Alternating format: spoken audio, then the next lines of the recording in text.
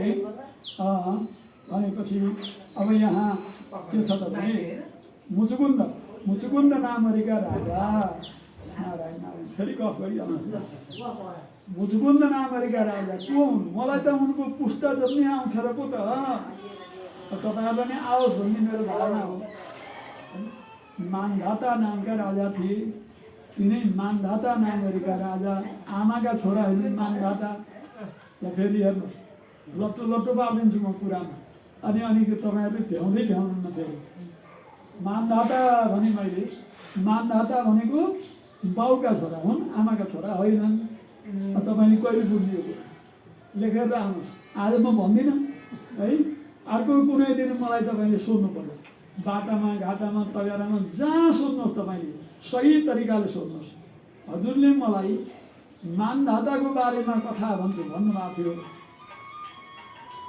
अनि मानधातालाई तपाईँले आमाका छोरा होइनन् बाउका छोरा हुन् भन्नुभएको थियो आमा बिना कसरी हुन्छ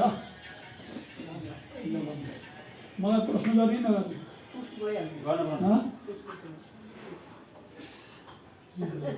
बुद्धि लगाइन आउने के अरे कुश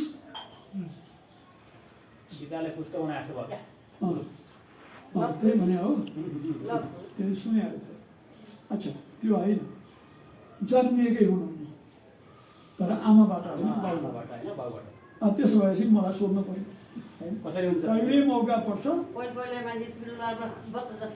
भन्दै हो क्या हो ल यो कथा कतै कतै मैले पनि सुनेको थिएँ है तपाईँले सुन्नु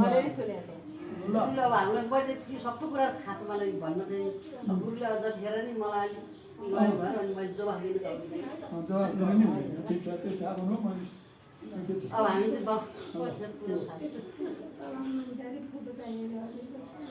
हजुर म एकादशी कथामा छु आज अहिले त सम्भवै छैन त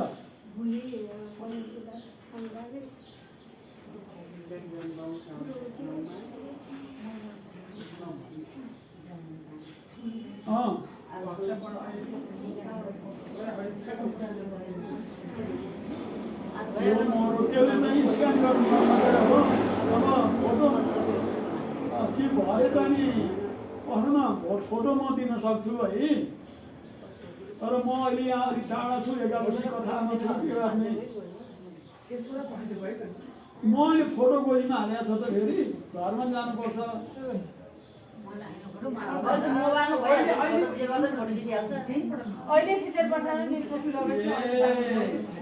ल हुन्छ त्यसो भएदेखि तपाईँ सुन्दर बस्ती के अरे लोलाङको सुन्दर होइन मिलन बस्ती लोलाङको मिलन बस्ती भन्ने ठाउँमा आउनु पर्यो बाबु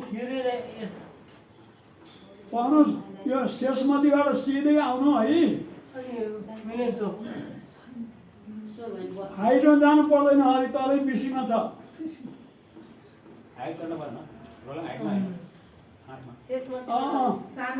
सानो सोसमतीबाट आउनु अनि सानो पुल तर्नु चाहिँ तेस्रो बाटो आउनु त्यहाँ त्यो सोध्नु बागमती ड्राइभिङ सेन्टरबाट भित्र छिर्नु हो बागमती ड्राइभिङ सेन्टरबाट भित्र छिर्नु सम्झेदेखि अनि नभए फोन गर्नु ल सानो पुल गरेर फोन गर्नु भन्नु न ठिक छ जति पनि लोकेसन ठ्याक्कै भयो कि सानो पुल बागमती ड्राइभिङ फोन गर्नु त सँगै कस्तो राम्रो फोटो थियो उनले छाप्न आएन श्रीकृष्णचन्द्र भगवानको कुरो कहाँ छ त्यहाँ सम्मेलनलाई जय मना मुचुकुन्द मानधाताका छोरा मानधाता पिना आमाका छोरा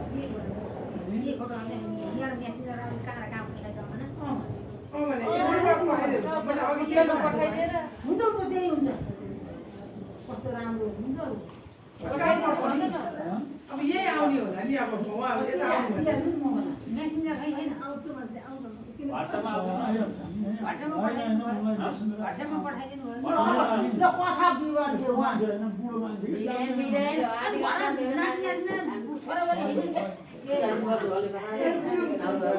त्यो ग्रुपमा अहिले हाल्दै भयो नि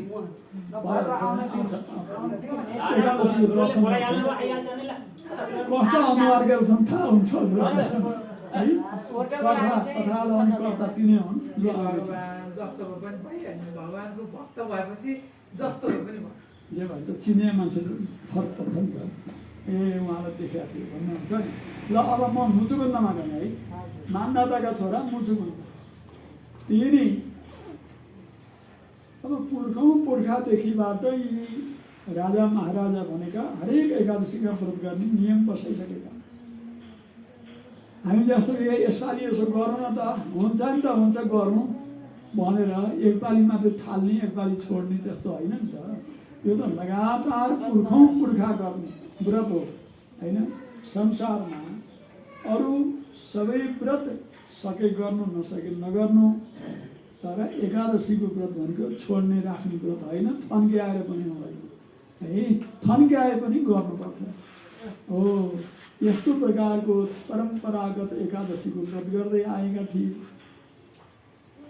मुचुकुन्दका छोराका कुरा यहाँ आएनन् छोरा पनि छन् मुचुकुन्द भनेका को हुन् तिनलाई पनि म तपाईँलाई चिनाउँछु एक दिन राज्यदेखि वाक्क लागेर दिक्क लागेर मुचुकुन्दजी जङ्गलमा तपस्या गर्न जानुभयो गएर एक युग सुत्नुभयो युगभरि सुत्नुभयो ओडारमा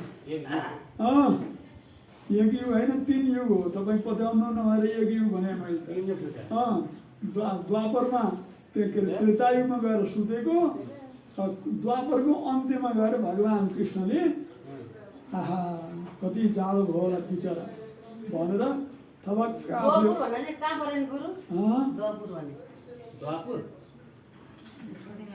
द्वापुर भनेको द्वापुर भने द्वाचुर भने त्यही हो द्वापुर थाहा छैन द्वापर युग भने युगको नाम द्वापुर भने द्वापर सुन्नु फेरि बराली अब त्यो युगदेखि सटेका मुचुकुन्दलाई लिएर गएर भगवान् श्रीकृष्णले आफूले ओढेको मगमग बास्ना आउने त्यस्तो किसिमको पीताम्बर सबलाई ओढाइदिनु भयो मायाले अनि आफू चाहिँ कहीँ अन्तरमा लुकेर बस्नुभयो कहिले बिउजिन्छन् बिउजिएपछि अनि भलै पछाडि गर्नु निद्रामा बोलाउनु कुरो पाएन भक्तलाई भेट्न आएको भित्र कामीर आएर छन् मिलाइ पनि पुण्य उडाइदिइहाल्ने भनेर लुकेर बस्नुभयो कृष्णलाई लखेट्दै गएको थियो एउटा कालीवन भन्नेले पीताम्बर ओढिया देखेर यही कृष्ण हो भन्ठानेर रिसले लात्ताले हानेको परेछन् मुचुकुन्द जसले मेरो निन्दा दिलाउँछ त्यो व्यक्ति तुरुन्तै भस्म भएर मरोस् भन्ने वरदान मागेको थियो कालीवन मर्यो अनि भगवान् निस्किनुभयो अन्तरबाट ल यस्ता खालले यसरी दया गर्नुहुन्छ भक्तलाई भगवान् मुचुकुन्द भनेका ती महापुरुष हुन् जो भगवान् धाइकन उनलाई भेट दिन जानुभयो हो यिनी एकादशीका परम भक्त थिए यिनको एउटी छोरी थिइन् तिनको नाम थियो के थियो चन्द्रसेन सुतस्य वैही भन्दै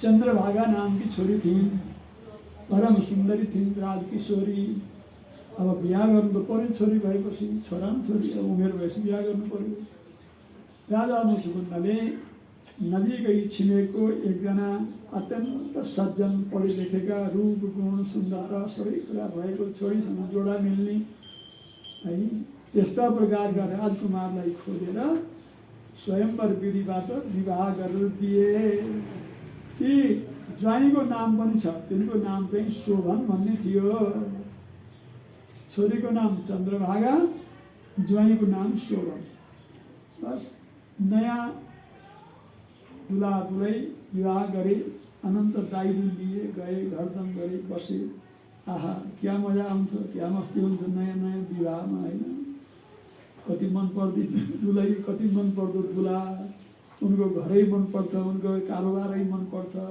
उनका परिवारै मनपर्छ त्यो बेला छौन्जेल अहिले मन नपरेर उठ्ने प्यारो हुन्छ है कति आनन्द भयो सोना कहाँ छ र ओठ मात्रै लेप्रिन्छ त्यो ओठको स्वभावै अच्छा, अब यहाँ गृहस्थीमा गयौँ। चन्द्रभागा र शोभनको यी दाम्पत्य जीवन अत्यन्त सहज किसिमले बित्दै गयो। 2-3 वर्ष 4 वर्षपछि सन्तान पनि भएको थिएन। त्यत्तिकैमा एक दिन अब जाने आउने त कतिपटक भएको थियो माइतमा ससुरालमा। एक दिन चाहिँ के परेछ भने हिजोको दिनमा चन्द्रभागा आफ्ना श्रीमानलाई लिएर माइत आइछन्। उनी त्यो संयोगले एकादशी पर्छ, व्रत बस्नुपर्छ, यहाँ त्यहाँ त्यस्तो चिन्ता नै होइन कि। जुन बेला आउँछ त्यो बेला बस्ने गरेर बसिरहनु भने 8 वर्षको उमेरदेखि बसेको व्रतको लागि उनलाई कुनै टेन्सन थिएन। अनि के काम परिआयो भने ल जाउँ भने 2 जना आए। कहिले आए? दशमीको दिन आए। दशमीको दिनमा बिहान आए। भोजन प्रसादी इत्यादि सबै कुरा भयो। ऐस आराम गरे। राजमहलमा कोही दुःख छैन, सबै सुख सम्पन्न भए बसे। परम आनन्द थियो। बारतलीमा बसेर आजभोलि त बेलुका पछि जाडो हुन्छ नि त, यसो पात तापेर सहरको चाहिँ पहाड हेरिरहेका थिए। कसले? ज्वाइँले होइन। छोरी त आमासँग पुटिहाल्यो नि, त ज्वाइँको के काम होइन। ससुरा राजासँग चाहिँ अब राजकुमारले छेउछेउ हेर्ने कुरो आएन होइन। सबै आफ्ना धन्दामा छन्। ज्वाइँ भने त घरका सबैभन्दा हेड हुने हुन्छन् ससुराली गएपछि। अनि त उनलाई के छ, ठिक छ। बस बारतलीमा बसेर महलमा चारैतिर दृश्यावलोकन गरिरहेका थिए। अब सहर बजारमा दरबार हुने त सहर बजारमै हुन्छ। सहर बजारमा धेरै गल्लीहरू हुन्छन्, चोकहरू हुन्छन्, रोडहरू हुन्छन्। त्यस्तै विभिन्न थिए। बेलुका 4 बज्यो। अब कथा नौलोको 4 बजेपछि के हुन्छ? 4 बजे बोला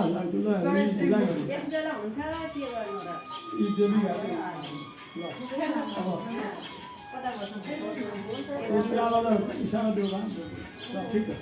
अनि नानी तँ पनि आएर बस ल नानी। एकछिनपछि अनि कथा पूजा गर्नु। मेरो फुर्सद हुन्छ यहाँ है। अच्छा, कुरो गर्नु कहाँ भने 4 बजेको समय राजाको आदेशले के भएछ भने 4 जना जति हातमा झुर्मा बोकेका। झुर्मा भनेको तपाईँहरू के भन्नु त्यसलाई, त्यो दमाईले बाजा बजाउँदाखेरि एउटा झ्याम हान्ने हुन्छ नि। लाखे नाचमा भीमरा झुर्मा बजाउँछ नि। लाखे नाचमा ठुलो झ्याली, नाङ्ला जत्रा। यस्ता किसिमका झुर्मा बजाएर चोकमा चाहिँ जात्रा गरे। झुर्मा मात्रै बजिरहेछ। झुर्मा ठ्याक्क बज्न छोड्यो। सबैले कान टाठो गरे, किन झुर्मा बज्यो। सहरमा सबलाई बानी परेको छ। राजाको कुनै नयाँ आदेश केही छ भने चोकमा गएर झुर्मा बजाउने, सबै जनताहरूले कान थापेर बेला अनि घोषणा गर्ने हो। झुर्मा बज्न छोडेपछि ती 4 जना मध्ये 2 जनाले स्वर मिलाएर भने, सुन प्रजागणहरू, भोलि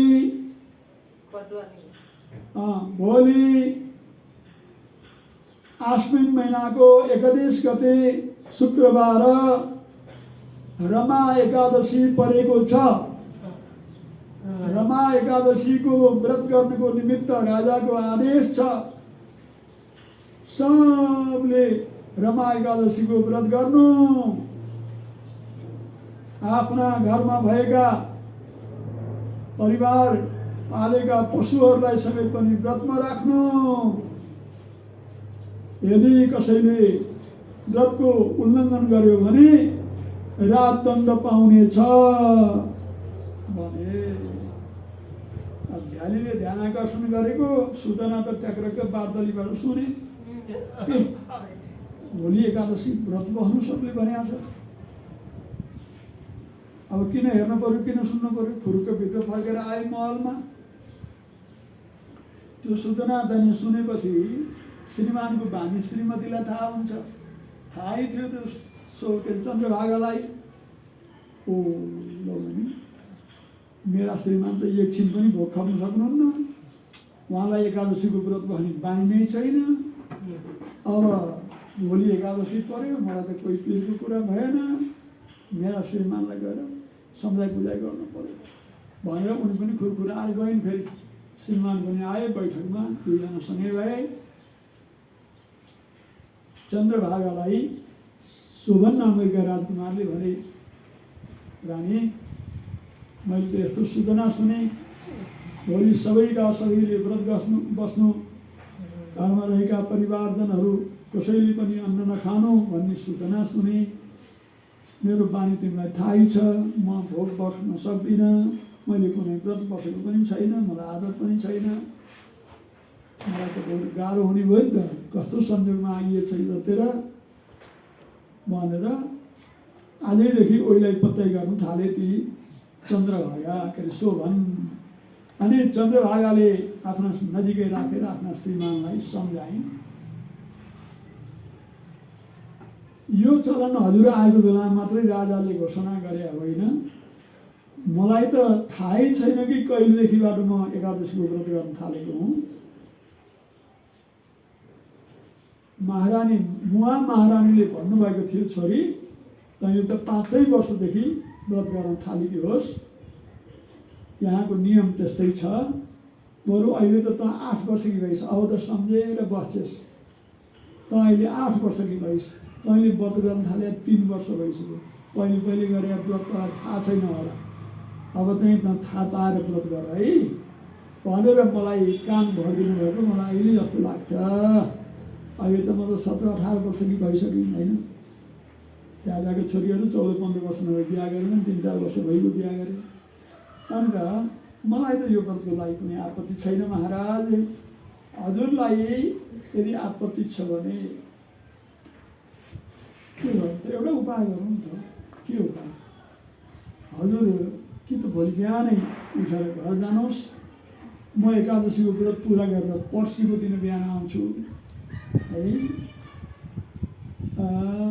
या त भोलि बिहान किन जाने बिहानै भन्नुहुन्छ भने अहिले पनि त बरु 2 घन्टा दिन छ, रथ छँदैछन् होइन, रथी छँदैछन्, सारथी छँदैछन्, के पिर भयो त नि, हजुर जानुहोस् भनेपछि अब चन्द्रभागाले सोचे, के अरे त्यो शोभनले सोचे, के सोचे त उनले के बुद्धि लगाए भने ज्वाइँ ससुराल गएको श्रीमतीलाई माइतैमा छोडेर एक्लै रथमा बसेर घरमा आयो। अनि बाबु किन त तुलै रानीलाई नलिकन त घर के अरे आइस त फर्केर भनेर मेरा पिता माताले सोध्नु भने मैले के भन्नु? नजाओस्, आउनुहोस् यहीँ माथि आउनुहुन्छ, तपाईँका विषय नबुझिकन मैले बस्ने हो, अलिक एकछिन ल त भइहाल्यो। अच्छा, पिता मातालाई के भन्ने के? अनि गाउँ बजार छरछिमेक पनि त हुन्छ नि होइन, कहिले नछिट्ने 2 जना ससुराल जाँदा सँगै गएका थिए, आउने बेलामा एक्लै आए राजकुमार किन रहेछ, केही परेछ कि होइन शङ्का पनि गर्ने भए। अनि मैले जवाफ दिनुपर्छ, त्यस्तो केही पनि होइन, म एक्लै आउनुपर्नेको कारण के त कारण?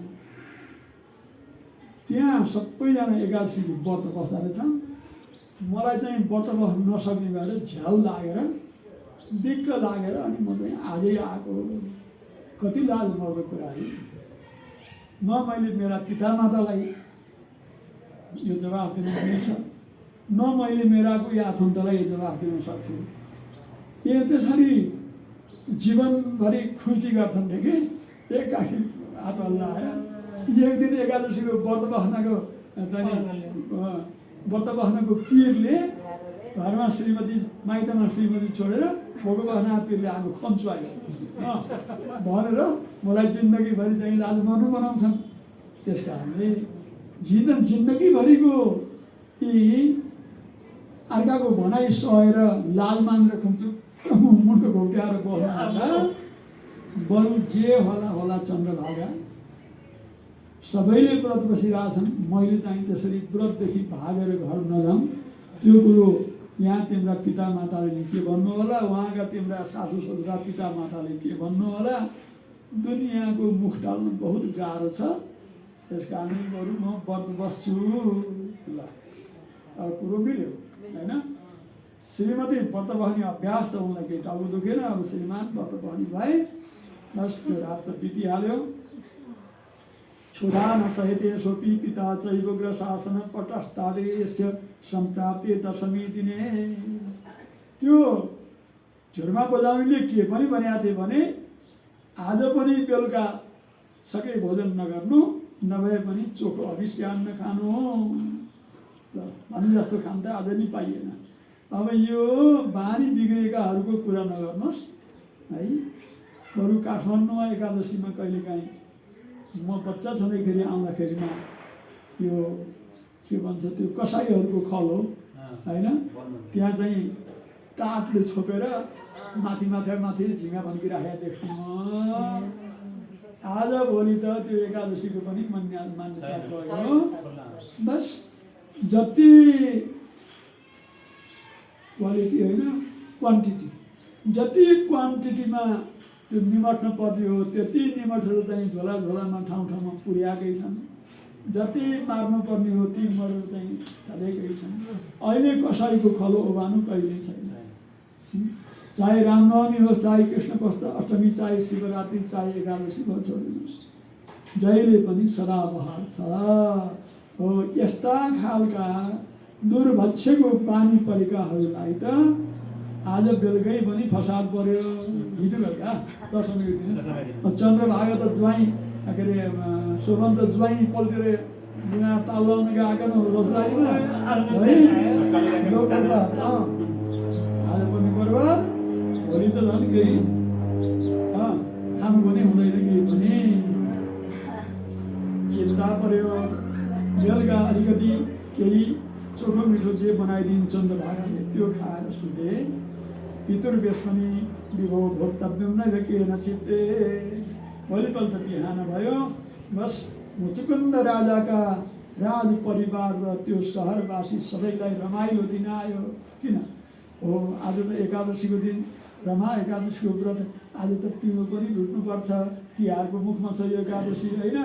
आज भुटेको एकादशीको दिनमा भुटेको के जौ, धान, मकै, चामल हो यस्ता यस्ता किसिमका अन्नहरूलाई धुलो बनाएर सातु बनाएर नुन राखेर अनि गाई तिहार औँसीको दिनमा अथवा गाई पूजाको दिनमा गाईलाई, गोरु पूजाको दिनमा गोरुलाई खुवाउनुपर्छ। चोखी पिँढीको खुब ठुलो महत्त्व थियो हामी बच्चा हुँदाखेरिमा होइन।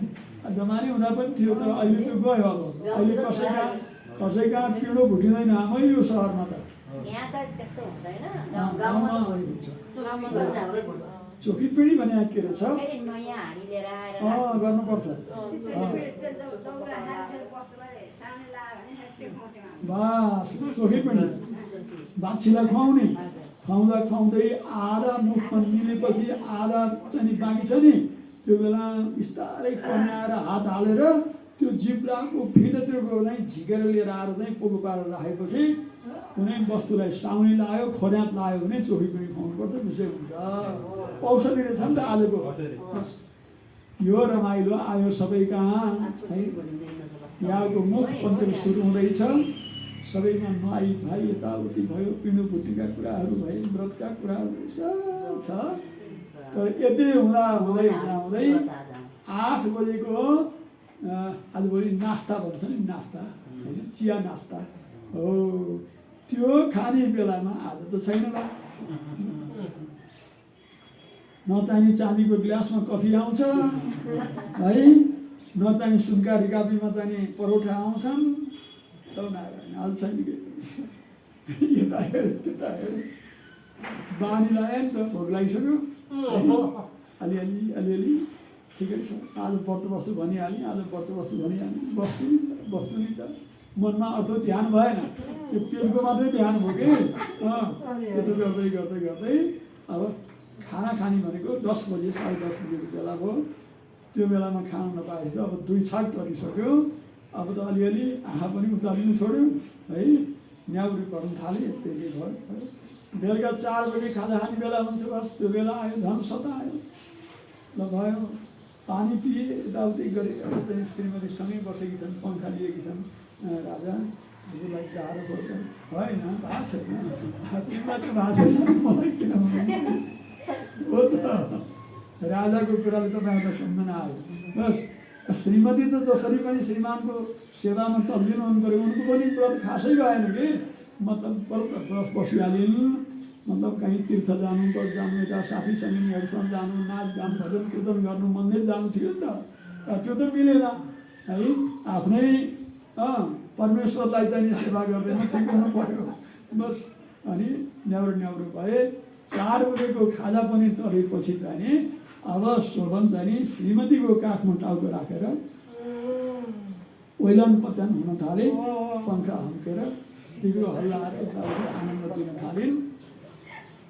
के परेको पनि तपाईँहरूलाई भन्दा है, यहाँ त जोडी भएर कथा सुन्नु भएको छ, लट्टु नपरोस्।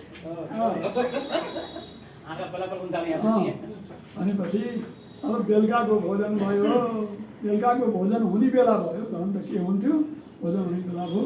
अलिकति तातो पानी तताइदिनु, नुन राख्नु पनि भएन, तातो औषधि राख्नु पनि भएन है। थोरै तातो पानी तताइदिनु, अलिअलि गरेर खाइसोस् भने पिइसोस्, गाह्रो हजुरलाई भनेकी छन् है। चुरुप्प एक गिलास पानी खायो बिचरा, पेट पुग्ने बसिराखेको छ। त्यतिकै भयो, अरू सबै जाने केही भएन। उनीहरू त रात्रिको आरती गऱ्यो अरे, भजन कीर्तनमा बसे सबैजना ठिक छ। मध्यरात भयो, चन्द्रभागा सुतेकी छैन, मनले भगवानको स्मृति गरेकी छन्। राजालाई साह्रै दुःख भयो। भोलि बिहानसम्म चाहिँ के कसो हुने हो, लौरो टेकेर उठाउनु पर्ने हुन्छ कि क्या हो, अब के गर्नु त। अब आजको दिनै यस्तै पऱ्यो भने अनेक थोक कुराहरू जोडिन्, एकादशीको महत्त्वहरू बताइन्, यताउति गरिन्, सुनेर बसेँ, पनि भन्न छोडिहालेँ है। त्यतिकै भयो।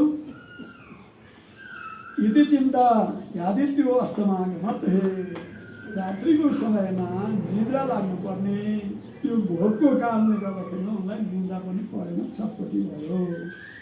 अब राजाको अवस्था त्यो देखेपछि रानी पनि निदाएन। भगवानको उपासना सेवा भनेको केवल मनले मात्रै गरे, अब क्रियाक्रम त केही गर्नै भएन। अर्थ कुरो चाहिँ मुखले बोल्नुभन्दा पनि उनीको सुसुमुसु उनीहरूलाई सम्झाउने गर्नु पऱ्यो।